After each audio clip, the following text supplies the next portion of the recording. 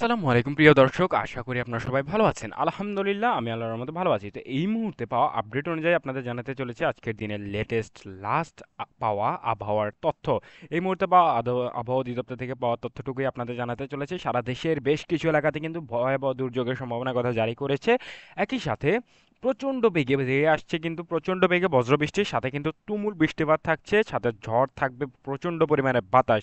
আসলে সব এলাকায় কিন্তু এমনটা হবে না, কোন কোন এলাকাতে এমন সম্ভাবনা রয়েছে বৃষ্টিপাতের ভয়াবহ বজ্রপাতের। তো সেই বিষয়ে আপনাদের বিস্তারিত জানাবো আজকের এই ভিডিওর মাধ্যমে। তো প্রথমে আপনাদের একটু জানাতে চাই আমরা তাপমাত্রা নিয়ে।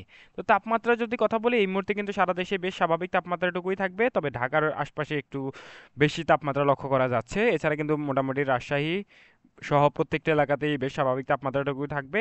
সিলেট অঞ্চলেও মোটামুটি 30 ডিগ্রি সেলসিয়াস বা 31 ডিগ্রি সেলসিয়াস সর্বোচ্চ হলে এমনই থাকবে। এক কথা হচ্ছে সারা দেশ জুড়ে বেশ স্বাভাবিক তাপমাত্রাটুকুই থাকবে 30 থেকে 31 ডিগ্রি সেলসিয়াসের মধ্যে। আপনারা দেখতে পাচ্ছেন কিছু কিছু এলাকাতে কিন্তু 27-26 ডিগ্রি সেলসিয়াসও লক্ষ্য করা যাবে, এবং সূর্য উঁকি দিলে সেক্ষেত্রে 31 থেকে 32 ডিগ্রি সেলসিয়াস লক্ষ্য করা যাচ্ছে। তো এবার আমরা সরাসরি চলে যাব আমাদের যে পরবর্তী আপডেট, অর্থাৎ আমরা চলে যাব সরাসরি বৃষ্টিপাতে। তো এখানে দেখতে পাচ্ছেন, আমরা বৃষ্টিপাতে যদি আসি তাহলে দেখতে পাবেন আপনারা সারা দেশের মোটামুটি খুলনার আশপাশ এলাকাগুলোতে কিন্তু বৃষ্টিপাত এবং হালকা ঝড়ো বাতাসের সম্ভাবনা, বয়ে যাওয়ার সম্ভাবনার কথা জারি করা হয়েছে। এছাড়া কিন্তু সিলেট অঞ্চলেও কিন্তু বজ্র বৃষ্টিপাত এবং হালকা হালকা বৃষ্টিপাতের সম্ভাবনার কথা জারি করা হয়েছে।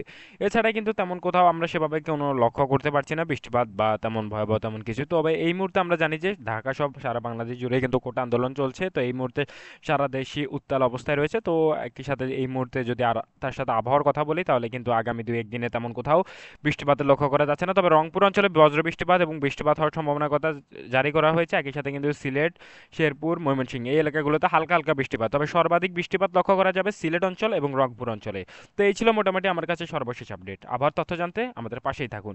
তবে আমরা যদি বলার চেষ্টা করি তাহলে দেখতে পাবেন বাতাসের প্রভাব তাহলে শুধুমাত্র খুলনা, বরিশাল, কক্সবাজার, নোয়াখালী, ফেনী এই এলাকাগুলোর উপরই বাতাসের সর্বাধিক প্রভাব পড়বে। এছাড়া তেমন কোথাও বাতাসের তেমন কোনো প্রভাব লক্ষ্য করা যাচ্ছে না।